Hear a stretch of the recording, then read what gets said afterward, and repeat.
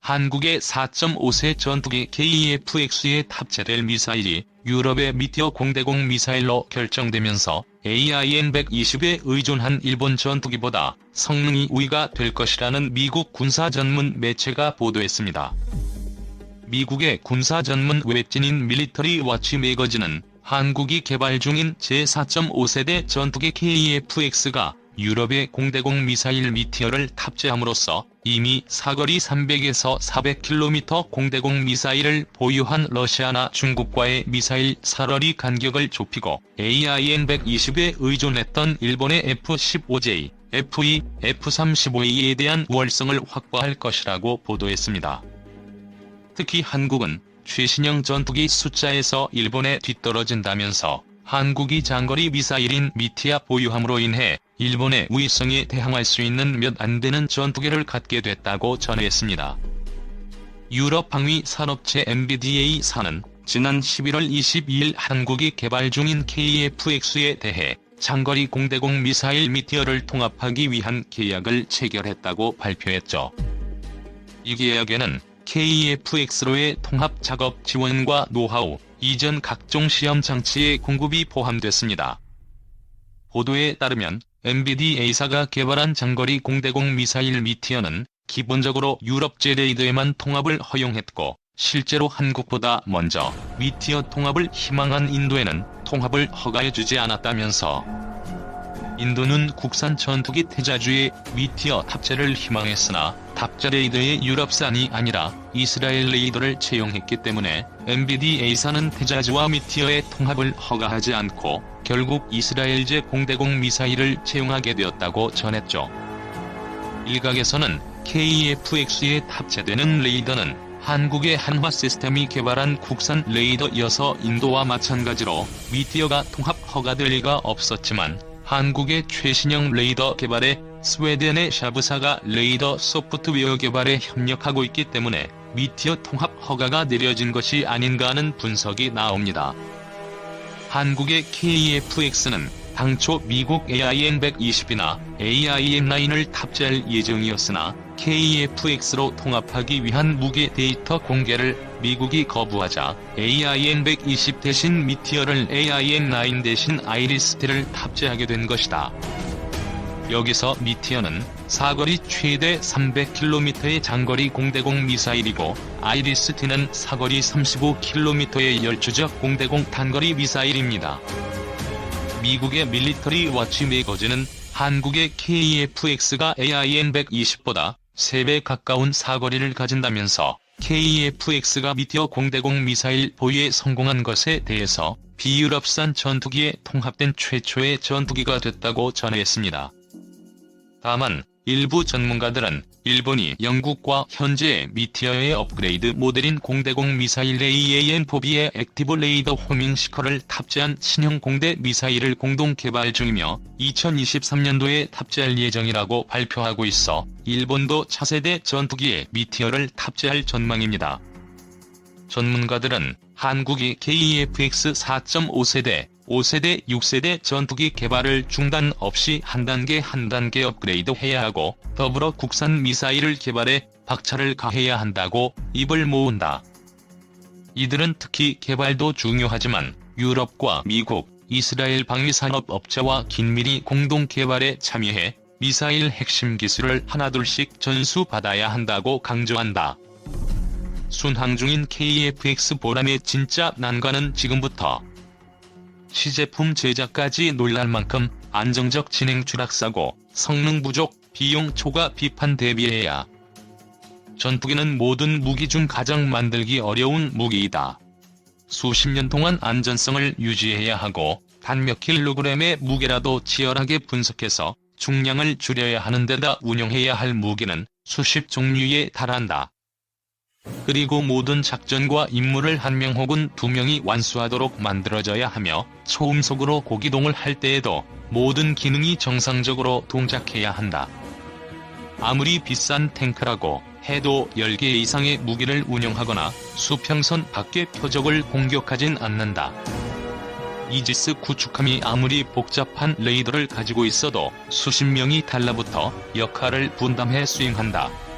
그만큼 전투기는 만들기 어렵다. 그런 점에서 최초의 한국형 전투기 KF-X 일명 보람의 사업의 진행 상황은 놀랍고 또 대단한 성과를 계속해서 내고 있는 편이다. 지난 9월 24일부터 26일까지 KF-X의 체계 통합업체인 한국항공우주산업은 KF-X의 CDR을 진행했고 시제품 제작에 들어갈 수 있다는 결론을 내렸기 때문이다. 수십 년의 인내 끝에 이제 본격적으로 부품을 만들고 하늘을 나는 진짜 실물 KF-X가 이제 만들어지는 것이다.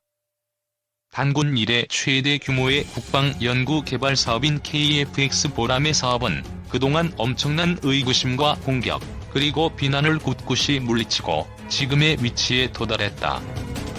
10여 차례에 가까운 타당성 평가와 연구 보고서들 중에서는 개발 통과를 위해 무리하게 낮은 개발 비용을 계산하는 것도 있었고, 외국산 기체를 억지로 도입하기 위해 외국산 기체의 가격과 유지 비용을 억지로 낮춰 계산하는 것도 있었다. 보람의 사업이 실패할 것이므로 하지 말아야 한다는 측과 무리를 해서라도 반드시 추진해야 하는 쪽, 모두 국익을 우선으로 한다는 주장을 내세웠다. 천만다행하게도 지금까지 보람의 사업은 찬성편의 희망대로 개발을 진행하는 것이 옳았다는 사실이 증명되고 있다. 현재 우리 군의 전투기인 KF-16과 F-15K와 같은 수입산 4세대 전투기들은 전자전 장비와 같은 핵심 부품의 수입이 쉽지 않아 몇 년간 부품을 구하지 못했으며, 해외업체 책임하에 주도하는 새로운 정비 방식인 PBA를 해외업체가 수행할 경우 국내 업체가 하는 PBA보다 훨씬 비싼 가격을 물어야 한다는 사실을 알게 되었다. 또 F-35를 우리 손으로 운영하면서 비행기의 모양과 외관을 섬세하게 다듬고 특수한 소재로 전파와 열, 소리의 방출을 줄인 5세대 스텔스 전투기의 뛰어난 위력을 직접 체험 중이다. 이런 여러가지 부분을 감안할 때 스텔스 기능을 상당 부분 고려한 4.5세대 전투기인 KF-X 전투기의 개념은 더할 나위 없이 적절하다고 볼 수 있다. 하지만 보람의 사업의 장애와 어려움은 지금부터 본격적으로 시작될 전망이다. 개발 실패는 물론 비용과 효과에 대한 끊임없는 공격과 비난을 받을 수밖에 없는 험난한 과정이 기다리기 때문이다. 우선 우리가 만든 전투기가 실제로 전투에 적합하고 안정성이 있는지 평가하는 시험 평가 과정에서 큰 난관이 예상된다. 지금까지 대한민국 항공우주산업은 군용 항공기 개발 도중 사람의 목숨을 잃는 큰 사고가 한 번도 나지 않았다. KT-1부터 T-50 수리온에 이르기까지 시험 비행 조종사들은 목숨을 건 비행을 하면서도 사고에 적절하게 대처해 안타까운 인명 피해가 발생하지 않았다. 그러나 전투기를 시제작하고 시험 비행하는 과정은 훈련기보다 훨씬 가혹하고 위험한 테스트를 진행해야 하고, KF-X의 비행 성능도 FA-50과 차원이 다른 수준으로 뛰어나기 때문에 그만큼 더 어렵고 힘든 도전이 기다리고 있다. 시험 비행과 완성 과정에서 또 경계해야 할 것은 KF-X의 성능에 대한 비판이다. 이미 개발하기도 전부터 4.5세대 전투기인 KF-X의 예상 성능이 5세대보다 부족하고 문제가 있다는 비난이 끊임없이 제기되었다. 시험 비행과 초도, 양산 때까지 성능에 대한 비판은 줄지 않을 것이다. 진화적 개발 전략으로 초기에 생산되는 KF-X는 완전하지 않기 때문이다. 차세대 전투기를 완성하기 위해서는 가혹한 시험 비행 관문을 반드시 넘어야 한다. 그 과정에서 인명피해 가능성도 결코 배제할 수 없다. 이러한 사고에도 불구하고 끝까지 사업을 완수하는 것이 가장 어렵고도 중요하다. KF-X 초도, 양산형의 스텔스 성능이 우선 비판의 대상이 될 것으로 보인다. KF-X의 외형은 세계 최강의 전투기로 일컬어지는 F-22 랩터나 우리 공군이 보유한 F-35 라이트닝 II 등 5세대 스텔스 전투기와 매우 유사하다. 하지만 날개와 동체의 모서리 각도를 정렬하는 등 형상 측면에서는 스텔스 설계를 고려했지만 전투기의 패널이나 표면 처리, 그리고 엔진 노즐 등 세부적인 면에서는 스텔스 처리가 부족한 측면이 있다. 하지만 KF-X의 스텔스 성능을 높이기 위한 연구는 이미 기업과 연구소 등에서 이루어지고, 특히 스텔스 성능을 크게 높이는 내부 무장창을 만들 수 있는 공간이 블록 1부터 마련된다. 따라서 추가 예산만 획득한다면 전시 KF-X의 생존성을 크게 높여 적 4세대 전투기를 압도할 잠재력이 있다. 스텔스성보다 더 큰 비판을 받는 요소는 무장 능력이다.